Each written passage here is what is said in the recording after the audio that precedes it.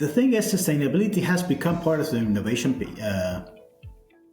part. It's not something that was several years ago. There were two different things that were unrelated. 2030 agendas, for example, of the big companies on sustainability. Most of them are kind of they need to speed up. Let's say in a polite way. In smaller brands, especially when you're talking like more on the food and beverage side, if you're talking about natural products, part of their proposition has to do with sustainability, for sure, or with good ingredients, with something that's good for the earth, especially with packaging, for example. What do you think has been your recipe to revenue? What's one piece of advice that you would give those listening?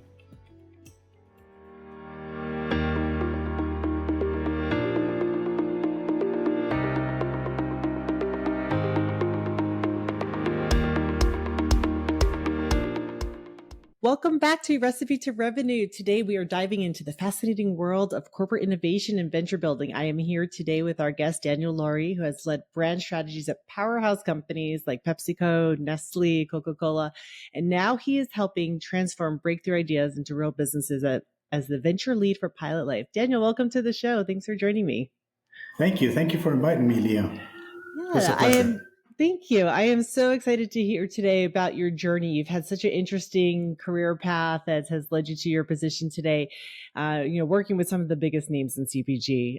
So what has pulled you in this direction of venture building? How did you end up here at Pilot Lite? So first of all, I have, like you said, a strong classical CPG background. Started working for Coca-Cola in marketing and then in the strategy side or the business side. And then I moved into dairy, and then I moved into Pepsi, where I spent 9 years in different marketing, strategy, business development roles regionally. After doing that for more than 15 years, I kind of needed a time to regroup, to do something else, to get into new things. And so I had a couple of business ideas, and I went for it. One of them was getting into e-commerce, where I started from really scratch an Amazon business that then afterwards I sold, and I operated everything overseas.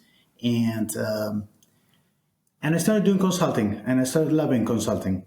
Consulting is a way of you get into different business problems that are obviously difficult to solve, because if not, nobody should. Then they wouldn't need you. Yeah, that's right, exactly. Yeah. So, and it's so diverse that it's very interesting. And I started working with different teams, and then a couple of years ago, I joined Pilot Lite, which is a global consulting firm that we specialize in de-risking or decreasing the risk of innovation. Pretty much that's our core business, and that's what we do with the big CPG companies, like the top ones. And we go in, and when they have an idea of an innovation, we do whatever it takes for them to know what are going to be the risks, or what are going to be the next steps in order for them to do it. And we do it in a special way, because what we do is, obviously, we have our team of experts, but also we have people on the ground. So if you want to do it anywhere, we're going to put a team on there that they know their stuff, and they're going to execute it. And that way, you're going to have a good roadmap. Yeah. Yeah. It's all about having a solid roadmap to get to that success point, right? Without that and your knowledge. Yeah. Yeah. Tell us a little bit more about that. No, the other thing is, consulting people associated it a lot with PowerPoint, with nice PowerPoints. Right. And yes. we do that. We have that capability, but we have, like I said, boots on the ground, so we can do stuff, and we do stuff. Yeah, much more. And yeah, it's that's the main difference. And then we started, like less than a year ago, a new division that it's called Pilot Excel, where we work with smaller companies that have big ambitions. So we accelerate the development of brands. That means a small brand that needs to get into a new market, get into a new business model, or just accelerate. And that's a different way of working. It's more entrepreneurial. It's more startup thinking, but it's in the end, it's about the same thing: is executing a strategy so you know what's going to happen. Right, right. So the kind of, as you were talking about that, kind of brought me back to what you said about starting your e-commerce Amazon business, in a way that, you're trying to figure out what's the best path to market, but they're leveraging such, extensive experience that your team brings to the table, and that helps with that acceleration. So tell us, and I think that's probably one of the most interesting things about consulting is that there's no day, day to day is so different. There's no two same days, right? And do you experience that in your world? Yeah, when you get a brief or you get a scope of work or some client calls you or you call in a client, they have all types of different problems. And at the very beginning, you don't know what they're going to talk about. What are their pain points? What are their opportunities? So you go there with a fresh mind, try to hear what they're going to tell you, and try to understand what are their needs. And that was one of the big things about differences between consulting and the corporate world. When I was in corporate, it was like, I don't know, I had a meeting with my boss or the boss of my boss or whoever. And in the meeting, you needed to talk and you needed to show that you knew things. In consulting, you need to show that you know your stuff, that you are an expert. But in the end, it's more about hearing than Not talking. listening. That listening is much more important. And why is that? Because on the one hand is you need to understand what are they looking for, what is your client looking for. But on the other hand, it's many people with the small pieces of advice that you give them, they think that's all they need. So you need to figure out a good balance between what you're saying and what you listen. And it's more important, the listening piece. And that is something that it took some time for me to adjust. Yeah, yeah, that's an interesting point. Do you find that sometimes your clients, like they'll have heard, a piece of advice and they just get very set in the ways, like this is how we need to do it, and they kind of like push you in that direction, or are they fairly open to, we're here because you're the expert, you tell us what to do? It can happen both ways. And the third scenario, which is the worst one, is with that small piece of advice, they say, okay, I can do it on my own. Yeah. And that's the worst part. That's the worst part for a consultant. Yeah. That is not where you want to go. Right. Yeah. So tell me a little bit more about like what does your day look like? When you get up and you sit down to do work. What is your experience like on a day to day? Day to day is catching up with meetings with clients, prospecting clients, and then getting in touch with my teams wherever they are. And because, like I said, is we had teams on the ground in different countries or in different regions, and the best way to operate is through constant communication. So you need to be in touch with them very frequently to understand what's going on their everyday stuff, because you're too far away. You don't know what's going on, and you need to know the details, because that's where the difference comes from. Understanding the details. Yeah.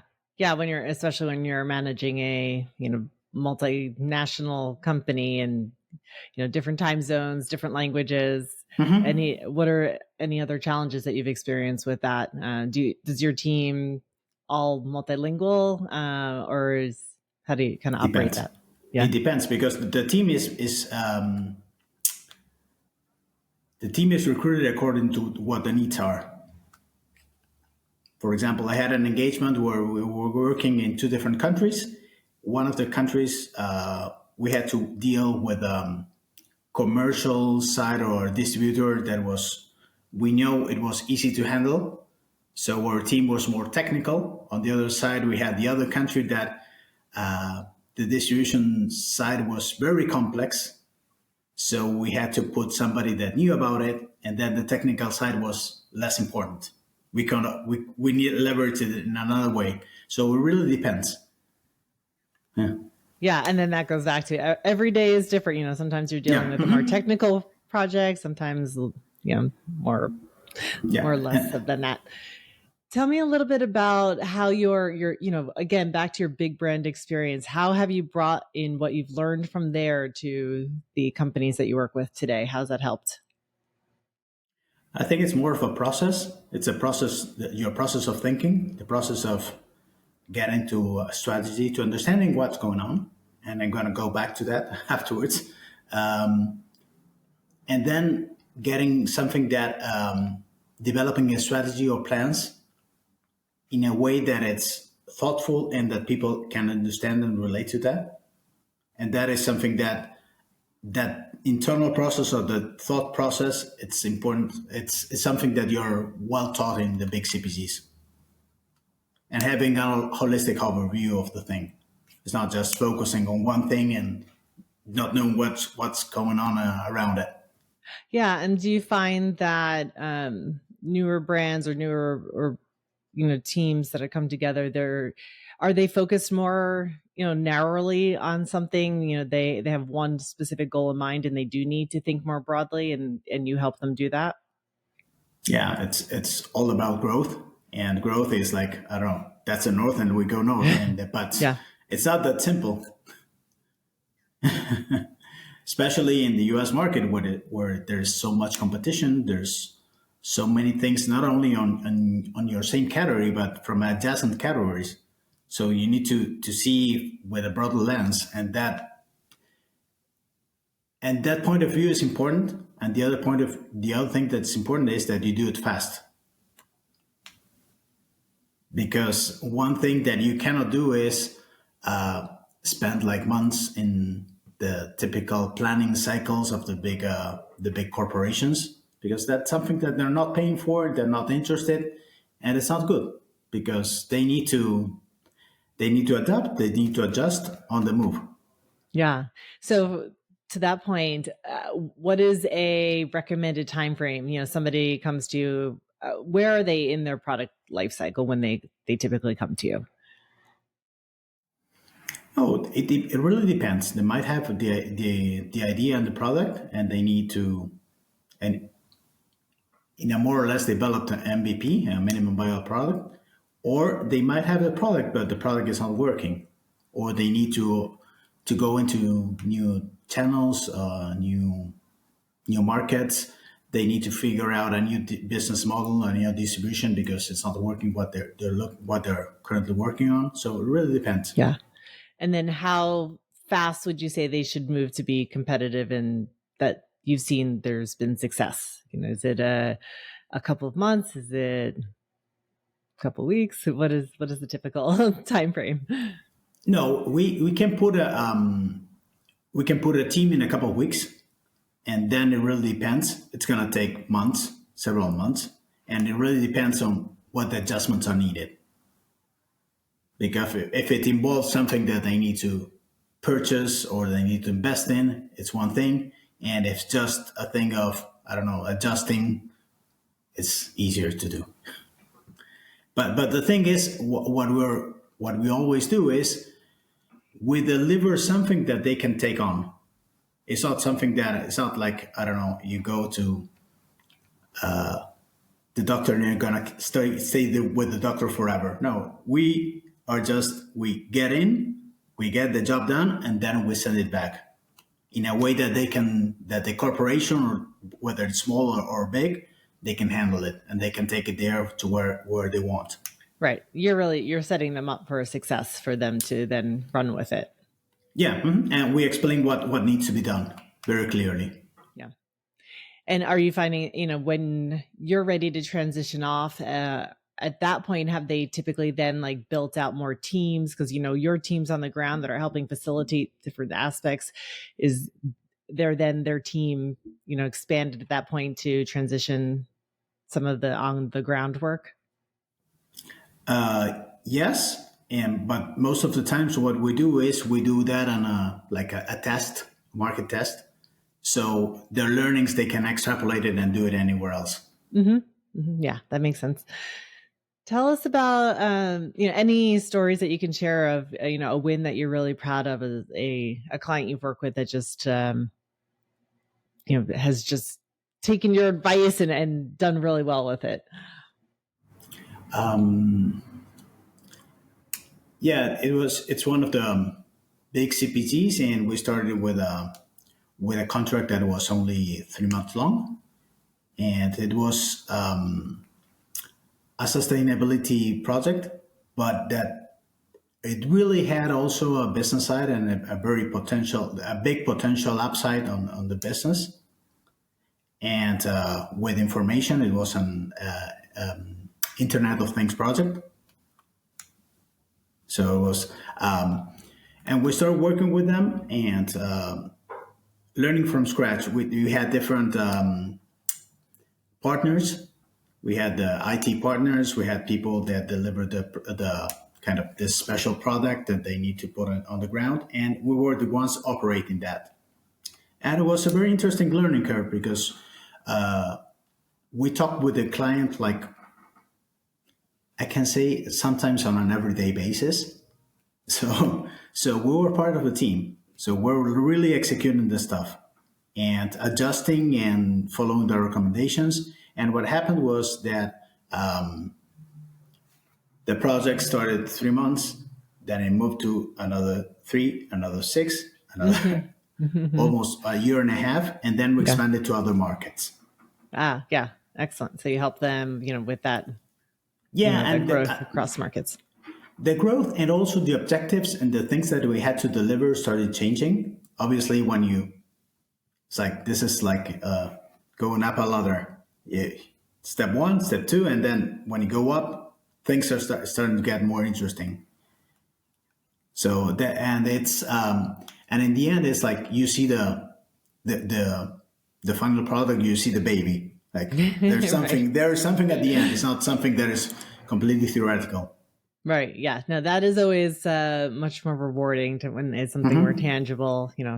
This case, on the shelf or opening in a new market or something along those lines, right? So things don't always go so smoothly, though, right? You hit a lot of bumps in the road, and like you just said, the project extended because different things came up in your research and whatnot. So, what are some of the common bumps that you see when you're working with a new product launch? You get to see the real life. It's something that is absolutely related to what we're talking with a computer and doing PowerPoints. In this project, part of the things was getting some kind of a cooler in the market, and we're in the middle of nowhere, and I don't know, there was a cat who liked to sleep right beside the cooler, and it was full of his fur. Oh. And that is something that you don't expect to happen. Yeah. But it can happen. So we started seeing things parameters that didn't made a lot of sense, and we said, well, what's going on? And then we discovered there was a cat.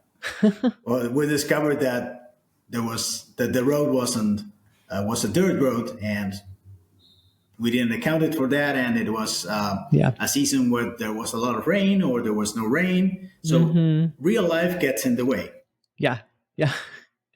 Yeah, the cat was probably not in any of your contingency plans, right? No. We didn't expect any cat. No rats, no dogs, no anything. Yeah. But going forward, if something ever similar happens again, you're like, let's just check around to see if we have any furry friends, right? Yeah. Any pets around? Yeah. That goes into the category of experience that you bring to the table, right?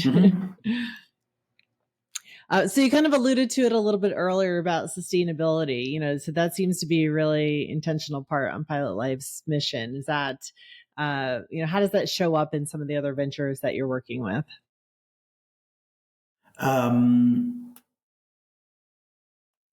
The thing is, sustainability has become part of the innovation part. It's not something that was several years ago. There were two different things that were unrelated. and now one is related to the other one. And there are several things that have to do with sustainability that they have a business upside. So it really depends on what the client is trying to achieve. And the other thing that we discovered, and that is something that is evolving, especially nowadays, is that the 2030 agendas, for example, of the big companies on sustainability, most of them are kind of they need to speed up. Let's say in a polite way, they haven't met all the results, or they need to do things different, and that's a way that we can accelerate that. Because most of the times, and this is common for not only the big corporations but also for the smaller ones, is they don't have bandwidth, they don't have resources, and resources can be money or they can be people.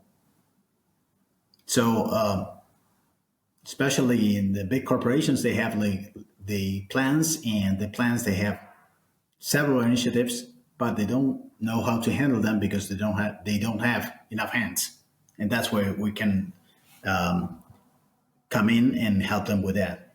Yeah. So is that something that, as a company, you're actively looking for clients that want to execute their sustainability plans, or do they tend to come to you saying, we've been sitting on this for a while, we just haven't been able to make any movement on it, help us? Both things, whatever. Yeah. Yeah. Okay. Excellent. Yeah, it's getting into that conversation. Sometimes it's easier, sometimes it's not that easy. Yeah. Because people are more open or less open, but that's a way of, we've been in this business for 15 years. That is something that the relations that have been made along those years gets you easier into that conversations, but that's not the conversation that say, hey, hello, I have this issue. Yeah. Okay. And do you think sustainability is something that, smaller emerging brands should be thinking of from the beginning, or is that really a big brand challenge? Because they have, even though they may not have all the resources in place, they probably can find the resources to hire somebody like you to execute them, versus a smaller brand that is, bootstrapping their whole operation.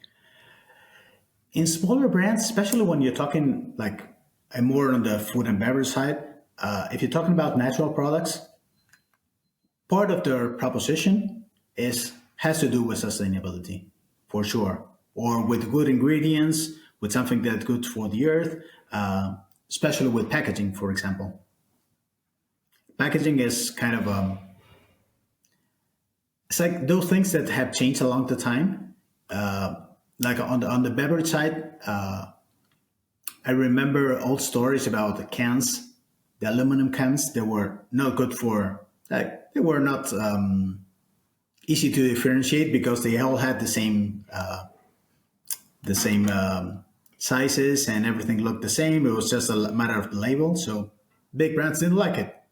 But afterwards, we found that PET is bad for the earth and bad for the environment, but the cans are good. So that changed the whole thing. So working on that, on the packaging, gives a signal of what you're looking for. Yeah. What you care about, goes beyond just the moving product. Yeah, and that is something that's done from scratch, or getting into good ingredients, or getting into clean labels, and that is something of the core proposition of a small brand, of a startup. They start from there, and it's good because you have a ton of offerings that are good for the people and for the environment, and that's something that I usually like. Yeah, it's just good business. Yeah, one of the things that we worked, it's a project that has been, it's kind of the final phase. It was working with a pulp bottle. It's a paper bottle. Okay. It's a completely recyclable paper bottle. It's Pilot Lite. What we did is we co-invested with one of the big companies in that space. And then it's called Diageo, the big company, and we co-invested in a joint venture that's called Pulpex. Pulpex, we put together a consortium. We co-invested in in a facility to have the first bottles, and then we're expanding on that. And we have a consortium of like big companies behind it, and it's a very interesting effort. And like I said, it's not the typical. We're not the typical consulting. Yeah. Yeah. So we'll see more paper bottles on the shelves soon then as they're rolling that out. Yeah. Very interesting. We'll definitely take a look for that. Tell me a little bit more about what you do with Pilot Excel. So what's the idea behind that? Who's it for? What kind of clients you work with there? Pilot Excel is accelerating small brands, brands that have a very ambitious plan, but they need to see ways to enter those new regions, those new areas, those new distribution channels, launch new products, and they don't have the scale, don't have the capability, especially they don't have not only the money but the amount of people that they need.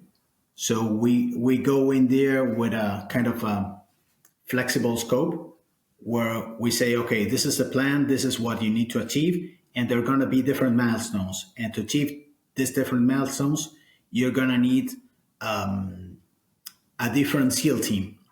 So there's SEAL team one that is going to get you to, everything related to product. And then there's SEAL team two that's going to take you to distribution. There's another team or a small part of the team that's going to continue and work on marketing. There's an insights or a market research piece that is going to be important in the middle, not in the beginning, very important in the middle, and then by the end it's going to be like a tracking thing. And we kind of, within a constant budget, we kind of dial in and out with those teams. Yeah. Yeah. So like you said, very flexible depending on what their needs and ambitions are.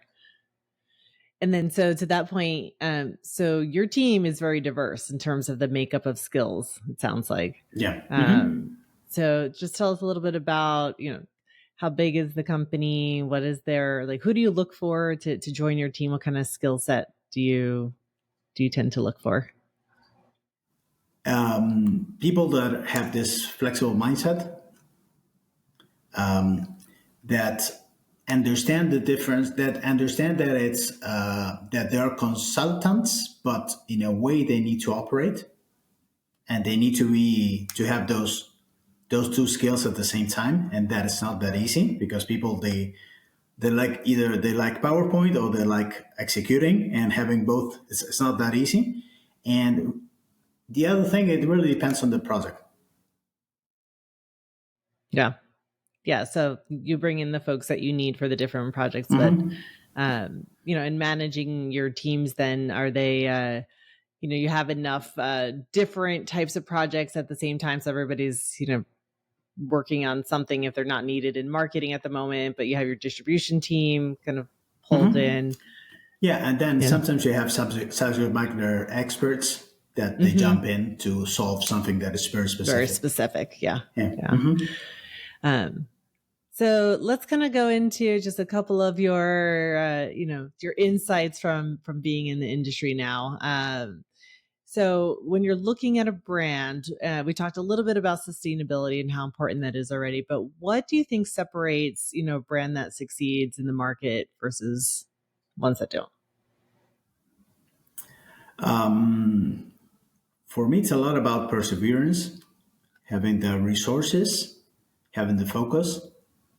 I'm going to talk more longer on the big corporation side. It's very like 2024. You needed to launch XYZ, so you launch them. You go to next year, and this year, it's not going to be about XYZ because XYZ they did it to a PowerPoint, and you need something else. And maybe what makes more business sense is to continue with those launches, continue focusing on that, continue investing in that, because it's not a 1 year thing. And that is kind of the biggest thing and it's not a magic recipe where I'm not talking about anything that it's, getting somebody to the moon. It's very basic, but Uh-huh. it's something that it's not, most of the time it's not done. And the other thing is getting into just launching new flavors or new variants or something just for the sake of it, because you know that it gets some traction or some excitement on the trade, but it's something that it's like, and then it goes down.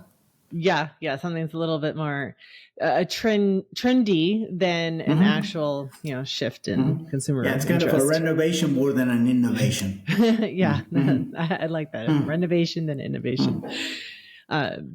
What do you see as some new shifts or trends that are coming into the market, looking forward? What I see, like when we're talking about functional natural products, I see that many people are trying to come up with a ton of benefits. It's like you go into a product and it's like they have like 10 different badges, like vegan and kosher and gluten free. Yeah, and the whole whatever, side blah, of the blah. can is a whole badge of everything. Yeah, it's a lot of reading. It's a lot of reading, but there's no focus, and there should be focus. The market is so big that you can focus on one or you can focus on two. Yeah. And then the rest is okay. Well, if you need to read the label, you can do it. Yeah, take your time. Doesn't matter. But show me what you really stand for. Not show me 10 things and you're like everywhere. Yeah, so I see a common thread in a lot of what you're sharing today, and you mentioned the word focus a few times in a couple of capacities. So I'm going to say that is something that I want to highlight for everybody listening: is focus. Focus on where you're investing. Focus on what your product messaging is, what your product benefits are. Any other areas of focus that you would want to highlight? Yeah, especially when you have, and that is kind of part of my answer to the recipe to revenue that's going to come later on. Not only big companies, but most of the brands, it doesn't matter whether they're small or big, they deal with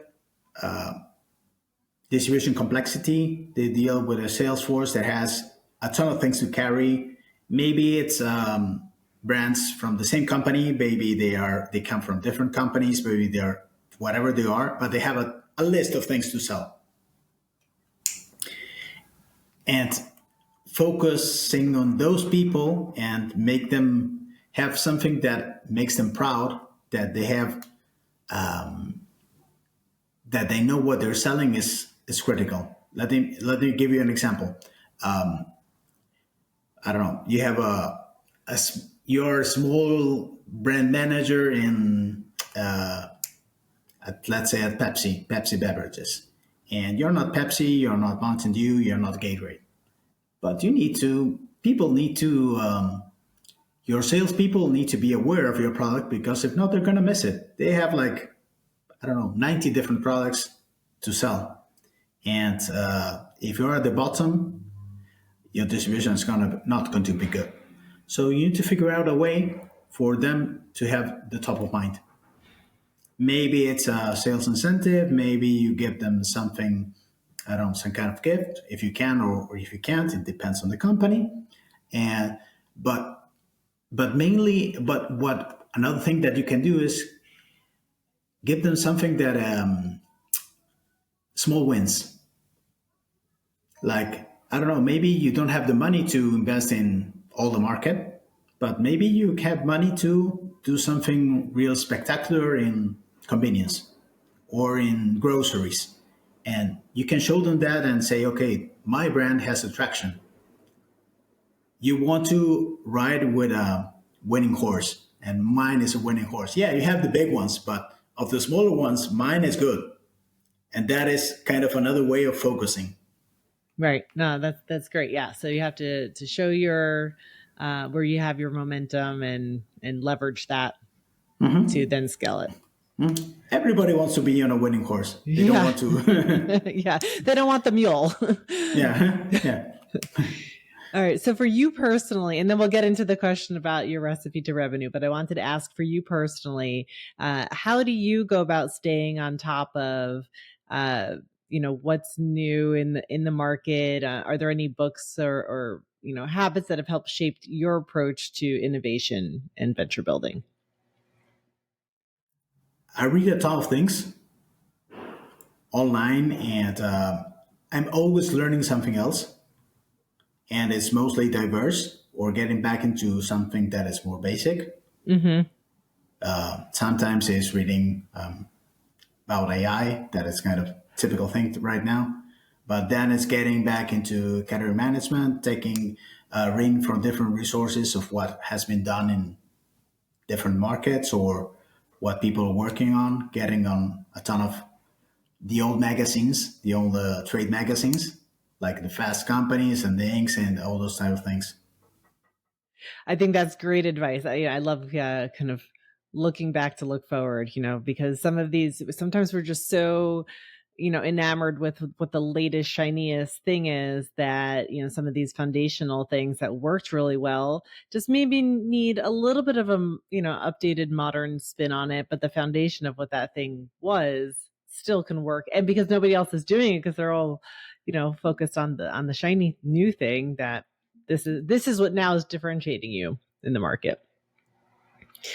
Okay, so my final question for you today, for anybody who's listening, whether they're trying to scale a food or beverage brand, you've shared so many great insights today. But what do you think has been your recipe to revenue? What's one piece of advice that you would give those listening?